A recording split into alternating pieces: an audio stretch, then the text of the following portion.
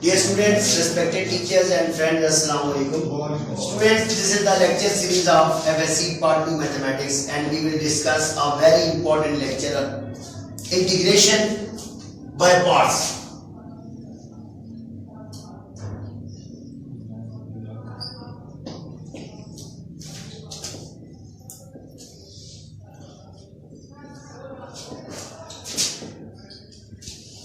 This is the most important exercise of chapter 3. So first of all, we define the different functions. Inverse, logarithmic,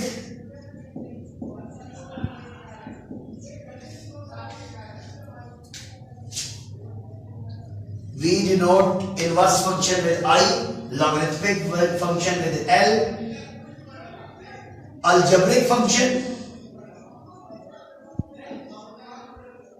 trigonometric function, and finally exponential function. So you can follow this pattern for choosing the first function and the second function, because formula for integration by parts: first into second differential of x. Formula is first same multiplied integration of second function minus sign of integration and derivative of first function multiplied integration of second function, and finally we find the integration of this product. So for choosing first and second function, we follow this pattern and all answer are very matched. But if we have two functions, trigonometric and exponential, this pattern will be reversed. तो students कुछ चीजें ऐसी होती हैं जिसमें आपको function को easily manage करना आसान होता है. फर्स्ट और सेकंड फंक्शन में अगर आप देखें यहाँ पे, तो आप उस फंक्शन को फर्स्ट फंक्शन लेते हैं जिसमें आप डेरिवेटिव लेने से वो खत्म होने की तरफ जाए. जैसे एक्स स्क्वायर आ गया, एक्स स्क्वायर का डेरिवेटिव जब आप लेंगे तो उसका फंक्शन क्या बनेगा जी, डेरिवेटिव क्या बनेगा, 2x बनेगा. दूसरी दफा डेरिवेटिव लेंगे 2x से क्या हो जाएगा, 2 हो जाएगा. इसका मतलब यह तीसरी दफा फंक्शन लेने से क्या हो जाएगा, 0 हो जाएगा.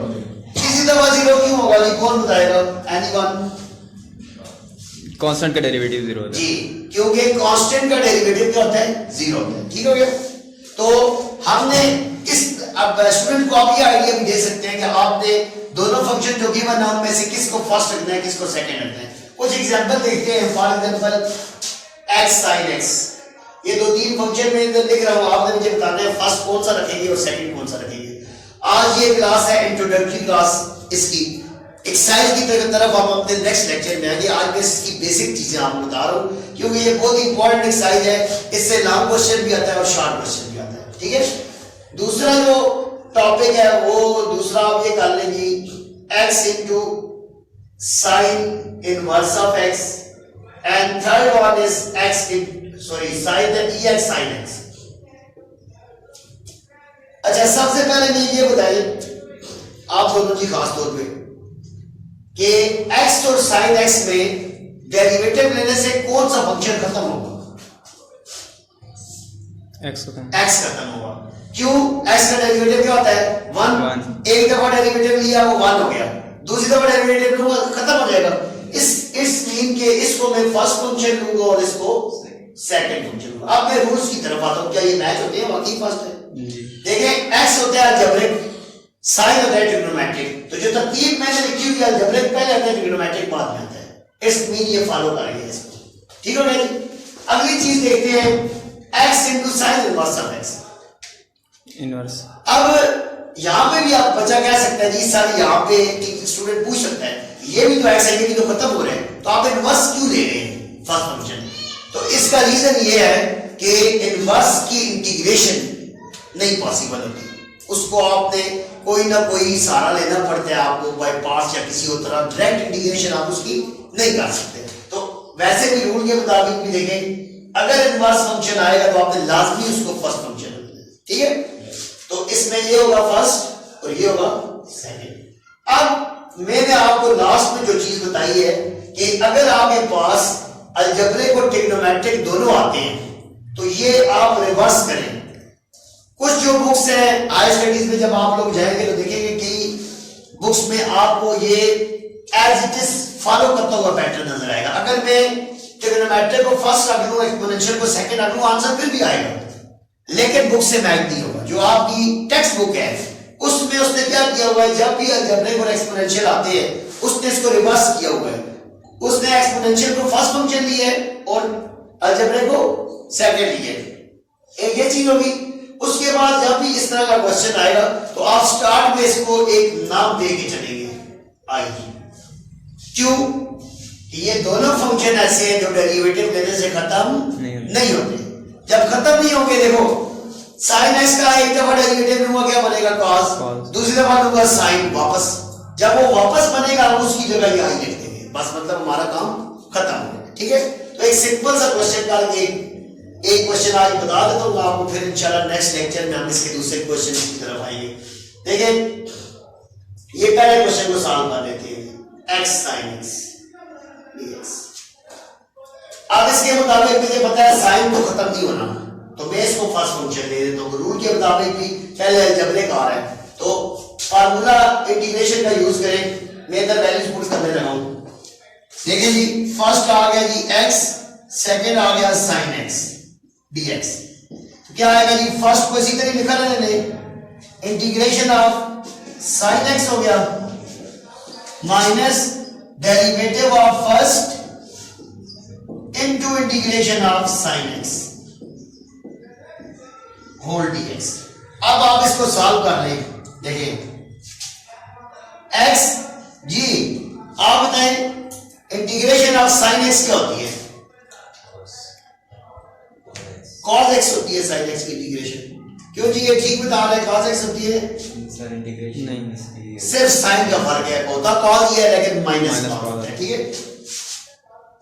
Minus cos x minus x का डेरिवेटिव 1, ये आ गया माइनस cos x dx। बस एक स्टेप और है इसका। देखिए क्वेश्चन बड़े इजी है लेकिन अंडरस्टैंड करना है ना सब चीज को। ये आ गया माइनस x cos x, ये माइनस और माइनस प्लस, यहां पे सिर्फ रह गया cos x, ये आ गया माइनस x cos x, और cos की इंटीग्रेशन होती है प्लस साइन और आखिर में प्लस c। अक्सर स्टूडेंट ये पूछते हैं जी कि ये आखिर में आप प्लस c क्यों लगाते हैं, इसकी क्या रीजन है? इंटीग्रेशन में दो तरह के इंटीग्रल्स होते हैं, डेफिनेट और इनडेफिनेट इंटीग्रल। तो आपको पता है इंटीग्रेशन की एप्लीकेशन मेन चीज क्या होती है, आपने एरिया फाइंड आउट करना होता है। जब आपके पास इंटीग्रल में लिमिट्स गिवन होगी तो आप ये c नहीं लगाते हैं, क्योंकि अगर वो वैल्यू पुट करते हैं वो एरिया इक्वल निकल आता है। तो इसलिए हम इस चीज को बैलेंस करने के लिए प्लस सब कांस्टेंट ऐड करते हैं ताकि हमारे पास यहाँ पे लिमिट इंक्लूड नहीं है, ठीक है। तो स्टूडेंट्स आज का लेक्चर था इंट्रोडक्टरी लेक्चर हमारा, जिसमें हमने 3.4 के फंक्शंस के बारे में डिस्कस किया कि कैसे आपने फर्स्ट फंक्शन चूज करना है, कैसे आपने सेकंड फंक्शन चूज करना है। उसके बाद आपने फार्मूला में देखा कि हमने फर्स्ट फंक्शन और सेकंड फंक्शन की इंटीग्रेशन कैसे की है, और प्लस माइनस साइन का फर्क कब आता है। इंटीग्रेशन का दूसरा नाम होता है एंटी डेरिवेटिव। तो एंटी डेरिवेटिव जो चीज डेरिवेटिव में प्लस की है इधर माइनस की है, जो जिसमें आप उधर मल्टीप्लाई करते थे इधर आपको डिवाइड करना पड़ता है। तो इंशाल्लाह नेक्स्ट लेक्चर जो होगा इसकी एक्सरसाइज का होगा, वो बड़ा यूजफुल लेक्चर है पार्ट 2 के स्टूडेंट्स के लिए भी और आगे जो इंजीनियरिंग के स्टूडेंट्स हैं उनके लिए भी। तो इंशाल्लाह आप हमारी लेक्चर सीरीज हमारा YouTube channel inspire education visit करें और उसके साथ साथ हमारा लिंक चैनल एक्सीलेंस एकेडमिया को भी फॉलो करें। Thank you so much.